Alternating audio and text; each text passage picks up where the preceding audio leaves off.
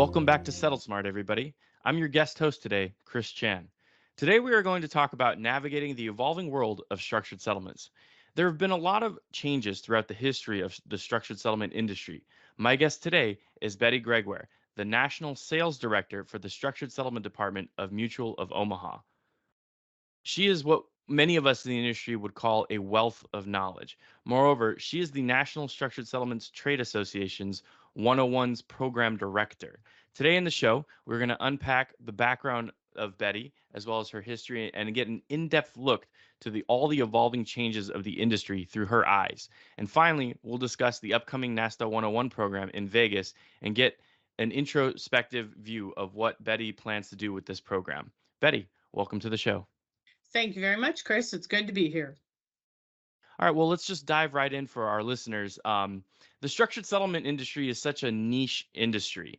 It's really unique and interesting to hear how people got involved in the industry because it's just most people though have rarely ever heard of structured settlements. Can you just elaborate and tell us a little bit about how you basically first heard of the industry and what brought you in? Sure. Well, I have to step back. I've had a long history. I started when I was 10 years old. I'm just kidding. I actually started in 1991. And so I have 32 years experience in the structured settlement industry. But where did that start? How did I learn about structured settlements? In 1982, I graduated from the University of Wisconsin-Whitewater with my BBA degree in marketing. I got married and started a family. The family moved to Wausau, Wisconsin in 1989 with my two sons. I wanted a part-time professional job. That doesn't fit together in Wausau, Wisconsin with 100,000 people. So I ended up taking a temporary job at Wausau Insurance in the tax area. And so I fixed and corrected 1099 forms, and I processed tax returns for the company. A posting came up for a structured settlement coordinator in March. I interviewed for the position and I was accepted, and I started working for Financial Settlement Services on April 1st, 1991, and that was no joke, being April Fool's Day. So it was a good day for my career. I provided structured settlements for the arm of Nationwide Insurance. I had a fantastic mentor, which helped me tremendously. Her name was Olivia Johnson, and I'm really happy to inform everyone she is retired, but I am still in contact with her today. So mentors are very important on your journey. She provided me with the insight into claims and a solid foundation into claim resolution with Nationwide across the country. I put in lots of extra hours. Every Saturday morning, I would get up and go into the office just to move my pending cases. I flew through a successful audit with the Office of Claims at Nationwide on the cases that I processed, which was vital for my experience. In 1993, I was promoted to Structured Settlement Manager at Financial Settlement Services, including exposure to an internal life company market they had, Employers Life Insurance Company of Wausau, and to one of the very first umbrella quoting systems, along with workers' compensation claims that were handled by Wausau Insurance. Nationwide handled personal lines and Wausau handled the commercial lines. They didn't speak the same language, but FSS successfully managed and handled and serviced both of those entities. In 1998, Nationwide sold Wausau to Liberty. This made total sense because, like I said, the two companies were cut from a different cloth. Nationwide, Wausau was a mutual company, and so they had to sell it. And so they sold it to Liberty. My husband and I knew we were going to get pulled from living in Wausau. I became a Nationwide employee. My husband became a Liberty employee. I accepted a new job, moving my family to Lynchburg, Virginia, on the provider side of the structured settlement industry with First Colony and GE Structured Settlements, landing the internal sales and marketing position, and then was promoted to National Sales Director and Marketing Leader for the structured settlement product. In 2007, when GE was spinning off onto Genworth, the family moved to Richmond, Virginia, and I accepted a new position with Westfield Services Incorporated, Superior Settlements, back on the producing side of the transaction. This was tough, man. One of the changes that definitely knocked me back. Moving to a new community and lots of cold calling to gain access to resolve claims for entities with a unique structured settlement product. In 2006, I received a call from Doug Brand, who asked me if I wanted to come back to the provider side of the transaction with Aviva. They got their A+ back from AM Best. I said, wow, and make warm phone calls? That would be fantastic. So I joined Platinum as Vice President, Structured Settlements, and I traveled the country visiting brokers. In 2008, I received another call from a broker requesting my resume. John Hancock was going through a change and they needed someone with product experience. I went to Boston and landed the position of sales executive, again, traveling the country, visiting brokers and attending meetings. In 2011, I received yet another call from Melanie Rose, now Patton. She was bringing the structured settlement product back to Mutual of Omaha after getting their A+ back from AM Best. I accepted the position of National Sales Director, and I'm involved in all aspects of the structured settlement product for the last 12 years. It's been a wild ride, and I have enjoyed my journey all the way. Thanks, Betty. That's a lot to unpack there. A very rich history here. I got some quick questions. I wanted to just touch base on. You said umbrella quoting system. Maybe this predates me, or perhaps I just haven't heard this term. Can you tell us what an umbrella quoting system is? That is when the system goes out and obtains the rates from different providers and gives you one quote back with all the cost for the different providers. So it would give you Prudential, Mutual of Omaha, Pacific Life, New York Life, all the providers that were on that system. Okay, so that's definitely probably a revolutionary technology that came into the industry, I'd say. It was huge. I also was involved in developing a claims management system that the two of those were supposed to work together, that once you sold the quote, once you sold that claim, it would load into those documents. That's at the point where Wausau and Nationwide broke apart. And that's where those systems actually fell apart because the programmers were terminated. Wow. Okay. And there's it seems like you've been in a couple different companies throughout your career. Just curious, can you recall how many life insurance companies offered structured settlements? Uh, like going all the way back. I mean, if you could just ballpark it for me, you have any idea? At the time I was with GE, there was 21 companies in the marketplace. And 21. that Wow. included New York entities, because many companies, because New York, how they operate is when you're writing on their paper, you have to hold all the other states with the same underwriting rules that you do for New York. So many of the entities out there have a separate entity just for New York business, and it's because of their regulations. Okay. Just to put that in perspective for our listeners, there's roughly about 8, 9, technically 10 if you include them, but roughly around 8 or 9 life insurance companies that are offering structured settlements today. So definitely a very evolving industry that Betty has seen. Want to jump back to something. Uh, you've been on the producer side, you've been on the marketing side. You've seen a lot of different views, perspectives. Just curious, if someone was entering into the industry today, is there a skill set or anything that you think would be required for knowledge basis to enter into the structured settlement industry?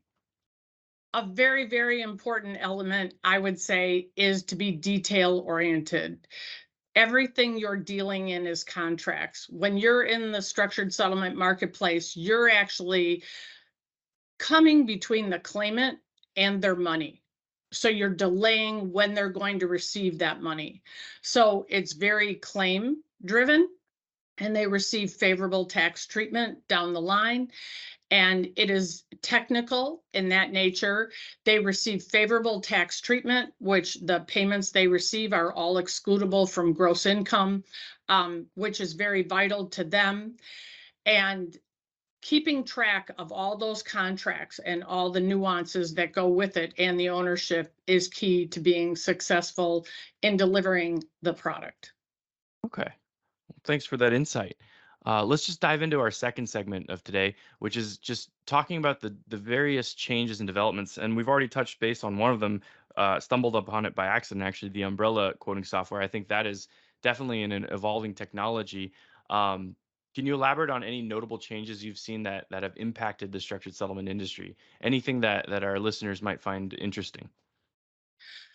I think the biggest one for me, because of my years in the industry, is in 1991 when I started, Chris. They were all defense oriented. This product was driven by the property and casualty companies. They offered it. They came, they asked the producers in the marketplace to come to settlement conferences, to come to mediations, and they started negotiating with those injured party how to meet their needs in the future. It offered them a one-time option for this product to receive that favorable tax treatment. If a claimant receives the funds or constructive receipt, they can no longer get to this product. So it was a one-time offering that the property casualty companies could offer the injured party to receive that, and also put a plan in place, that time value of money, of how it could grow over time and the payments that they could receive. Another really big element of it was the security. They did not have to worry where they were going to have their investments, if it was going to be in the stock market. And we don't have to talk much about that with how the stock market has been moving up and down, without losing their principal. So it was a very secure solution. And it typically came with a guarantee that those future periodic payments were guaranteed to meet their future needs. So it was a win-win for both sides, both the plaintiff and defense. Just taking some notes here. I find this really interesting. And for our listeners, it's interesting because yeah, it was all defense side throughout the history of structured settlements. And I personally am now a plaintiff's 100% structured settlement consultant. So throughout the years, what we've seen is a separation of plaintiff and defense. And now whereas before it was just one-sided. So now we have kind of two different structured settlement consultants working the industry. And then I'm just curious were there any legal regulations or anything that changed the structured settlement industry significantly that you can recall? Um, well, I would just back up a little bit with what you were saying on that plaintiff and defense side. Okay. The importance of this product is that you can't do it with only one side. Sure. So defense side can't demand that you take a structured settlement. Also, conversely, the claimant can't demand that the defendant has to give them a structured settlement. It does receive the favorable tax treatment. It is a meeting of the minds, and it takes both sides. And that's where in my early days, it was very sad when, if a property casualty company didn't offer it, the claimant really couldn't get to it, because they couldn't take constructive receipt and then get a structured settlement. They needed it offered before they resolved the claim, before money changed hands. It had to be a part of the demand and the offer, and that acceptance. So the dynamics of that changed drastically. And the one player I think that many of us know from that experience is James Street. And James really kicked those doors open to have it so that claimants who did not get an offer, he could make a demand of a structured settlement and receive that for them. Interesting. Okay. Just curious, are you seeing any developing trends as of late that you could foresee affecting the structured settlement industry? What are your thoughts on artificial intelligence? Do you think a lot of us consultants will be out of a job soon? Just picking your brain here. Um, I don't quite see how that can go unless you can take a plan that was accepted and put it into a settlement agreement and have it be accurate. That I would really like, Chris, because that is a huge challenge. With it shifting to that plaintiff side and more plaintiff attorneys driving the transaction, they're used to doing cash settlements. So when you land on that dollar amount, they're used to having a release saying, once this dollar changes hands, your consideration, you release the claim. With a structured settlement, you are now putting upfront cash and a promise of periodic payments. So it is technically more than what the current cost of that settlement is. And so both those components have to be incorporated and memorialized into that settlement agreement for the injured party to receive that favorable tax treatment or the buildup on those payments that they receive down the line. The most important part is no one is giving any annuity here. That is the funding vehicle, but the claimant or the injured party is not the owner of that funding vehicle. They don't own the annuity. They are receiving a promise of periodic payments. That is paramount in this transaction. And we have to apply care when that documentation gets worded and that settlement agreement memorializes the settlement as to what it is. Knowing the cost does not equate to constructive receipt. Knowing the cost is smart for all the parties. That's the way the attorney can calculate his fee. It is very important to everyone involved. Early on, Chris, the brokers who were out there were not allowed to share what the cost was. So you can imagine the upheaval everybody went through trying to guess what the cost of these payments were, especially if you had a rated age, that you impacted the final cost by reducing that life expectancy. So it's come a long way. And I'm happy to say that that no longer impedes the business. Knowing the cost does not equate to constructive receipt.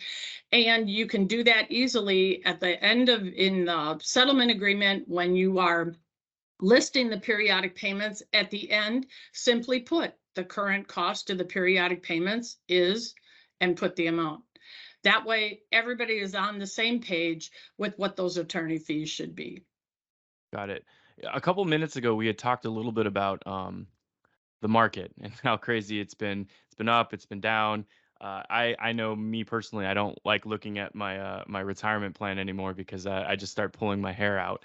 Uh, but I'm just curious. There's been a lot of new products that have been developed over the last couple years, or talk of new products coming out that are not what you would call a traditional structured settlement, which is an annuity placed with A plus life insurance company. Some of these products are variable. They're put into portfolios. Some of them are offered to plaintiffs. Some of them are offered for attorney's fees. Some are just attorney's fees, and some are both. Just curious, what are your thoughts on that? Back to those contracts, the words really do matter. And most of the industry is used to working with these products that were on a guaranteed chassis, that were on that annuity contract. The two products that were originally approved with 130 were annuity contracts and government bonds. And the government bonds, though, were really hard to do. And GE Structured Settlement was in that marketplace, and they did several cases, Chris, but when you quoted it, you couldn't do callable bonds. You couldn't do the strips on some bonds. It was if you think running the software was complex, you should have tried running that software. It was extreme. It would stop you at all different points. And again, you couldn't offer a lifetime payment because you could only go out the length of a 30-year bond. And so all of those cases, I think almost every single one, Chris, had an annuity with the government bonds. Okay, so the government bond product typically does not stand on its own. It was more the strength of that annuity product. And when you bring up those points of all these other new products, um, it does bring up the challenges. And the one I would remind everybody of, and I probably don't have to remind them, is the GLAM that came out in December. With the attorney fee product. But as you see, the words and the detail does matter. And the part is that the IRS now is investigating that settlement that took place on there, that there is a loan. And that could be, but that is not your standard traditional qualified structured settlement. That is a much different product. That is not the product that we consider a 104A1 or a 104A2 settlement. It's much different.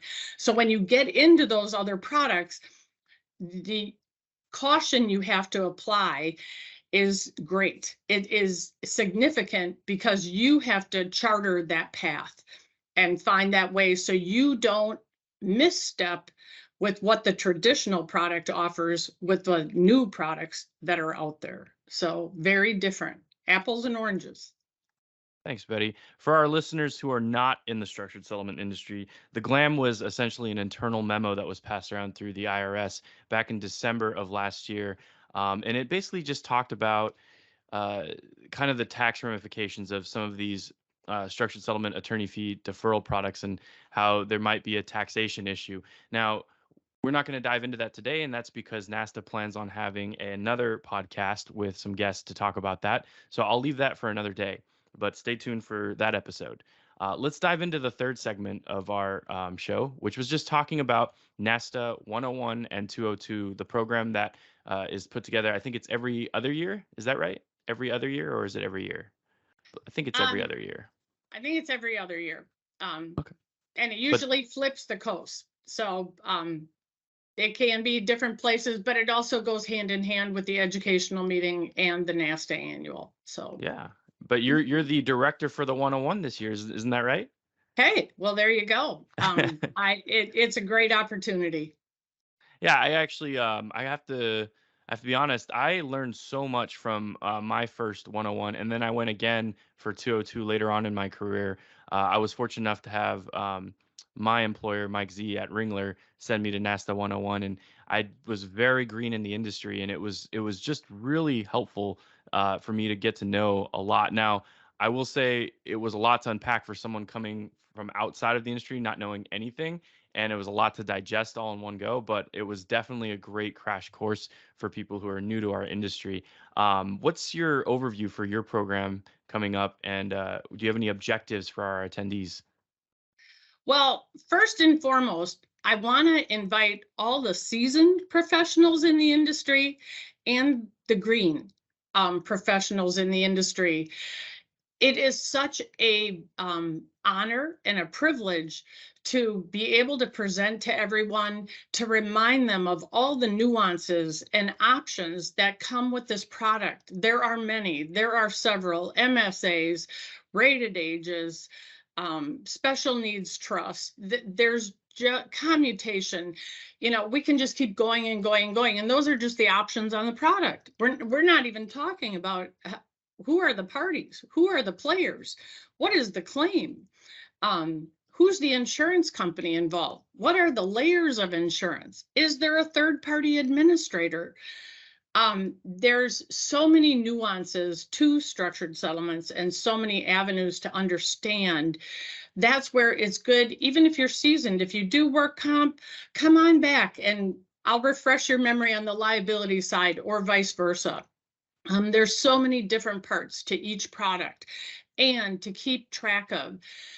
The biggest thing, Chris, I also want to make sure that all of the audience understands is that the life companies, the providers, don't know the claim. So when you send me a release and you say, Betty, is this good? All I can answer you is that it matches the lock-in quote that you have locked in and you have my name right. Otherwise, when it comes to the players and the parties, I do not know that. And I do not step over into the claim part of the resolution. I am the provider who's providing that funding vehicle. And so when you reach out to a life company, before you submit something to them, know the claim, know the players, and know the rules. Edit your work product. Do not expect the provider to provide that insight to you. They can't. They are not in a position to do that. And so I want to raise that bar for all the professionals who are attending to increase that professionalism in the product we deliver for those injured parties, to make sure that every payment reaches them the way they intended. So I was going to ask you, do you think that someone like a seasoned veteran, like 10 years, I'm going into my 10th year in the industry, would be okay not attending? But clearly you're telling me that everybody should be attending 101 and 202. I want you all. And I want you all because that transaction changed. Like I said, now plaintiff side is driving a lot of cases. And so the defense won't come in till the end, if they ever come in. There's a lot of cases that only have one broker on them, and it might not be that insurance company. And so the way you set these up and the way you do that contracting, it all makes, it has to be pristine. Otherwise, the transaction can fall apart. A big obstacle for the industry was factoring, still is factoring. Factoring transactions happen quite often, Chris. Every provider out there has factoring transactions in their portfolio. We have deaths, we have divorces, we have bankruptcies, we have garnishments. All of it impacts those future periodic payments. What you put in those words in those contracts is vital to administering those payments the right way. A huge piece of the structured settlement product is the ability to name a designated beneficiary. You can do your estate planning beyond your life. You can leave your payments to your children. You can leave your payments to your spouse, and they will receive them with the same favorable tax treatment that you did. There's no other product out there that offers this. It is so huge, but you find many people, to take a shortcut, won't ask who the designated beneficiary should be. They'll just put the estate. In which case you got to go to probate court, right? Which is a huge headache for a lot of people. Well, I'm glad you've got that one right, because you definitely do. And just so you know, probate opens a door for all lien holders. So if somebody's been injured in an accident and they have a lot of meds at the end, odds are they're also going to have a lot of medical liens. When you probate it, all the lien holders come before the beneficiaries. Okay, so oftentimes there is nothing left after the lien holders get a hold of the proceeds in probate. So if you named a beneficiary, guess what? You would have cut the lien holders out. It would have been that designated beneficiary. So, and on the flip side, that's also important for special needs trusts, because you have to respect that they are on government benefits and receiving that. And so the beneficiary designations can be limited on that type of product. And that's where I was saying there's so many nuances and so many pieces that's what makes the 101 and the 202 so viable and important for every attendee. Well, you've convinced me. I just pulled a really fascinating carrot about the liens holding on after probate. That's something I didn't know. So I've already learned something just by being on this podcast with you. And I'm super excited for the 101 and 202 program in Vegas. Now I just need to convince my employer to send me. There you go. I'll get a hold of Mike. There we go. Yeah, if you want to nudge him a little bit, that'd be great. All right. Well, we've talked a little bit about the objectives of 101 and 202, the target audiences, which should be everybody. You've already discussed some of the details that you learn. Let's discuss CL credits. All of our attendees will be able to get some CL credits, correct? Continuing education. Continuing ed CE credits. Yep. CE. Sorry. They do. And Debbie Debbie Sink does a fantastic job of keeping track of that. And so there are certain rigors that each state requires. She files all of the presentations before the program with the states to get those approved. So I encourage everyone to sign up early so Debbie knows what states people are in to make sure that she gets approved the CE credits in all the states of attendees. Great. And one last thing that I think our listeners would like to hear for 101 and 202, a carrot I took away from another Ringler consultant, Angus Kennedy, out of San Diego. He once told me that it's important to attend all NASTA functions, including the 101 and 202, just because of the marketing aspect, the fact that you get to meet not just the life company side of people, but also all of the various producers across the United States. And it's a lot harder to not want to work with somebody when you've met them face to face and shook their hand. So for those of you who don't attend NASTA very often, highly encourage you to come to 101, 202. Get to know Betty, get to know me, get to know everybody in the industry. Well, Um, I also extend that invite to all the individuals who work for the provider companies. It is a great way, like you said, to network, meet the people that you're talking to on that phone, have the conversation, but they also need to master all these rules of all these products. And we didn't even go into all the IRC codes, which definitely the program will do. There is a reason and a method behind all the madness that we do and what we can offer and how we can offer it and how those words should be put together. So that is the most important takeaway is the words do matter when you deliver this product, but it is a one-time opportunity for that injured party to receive favorable tax treatment. In the same way, the attorneys can do it on their fees. That was a large change that occurred. And but there's on the attorney fees, there is reportable the following calendar year for the payments they receive, but they are deferring receiving those payments. So it is over time. There is absolutely a benefit to an attorney who structures his fee over time. He can pay for his office expenses annually when it comes due. He's not going to get a large amount of money at one time and then have to pay a big tax obligation. Got it. Well, Betty, thank you so much for all your insight, giving us a little preview as well for 101 and 202. Thank you for talking a little bit about being detail oriented and how important it is to be detail oriented within the industry, not just for new people, but all of us in the industry. I really, really hope that all of you listening will be considering to attend 101 and 202. Other than that, if you guys have, for our listeners, if you have any more need for information, you can find information on the NASTA website. That's www.nssta.com. And then we look forward to seeing you guys at the 101 202 program. Thank you so much, and we'll see you guys on the next episode. Thank you.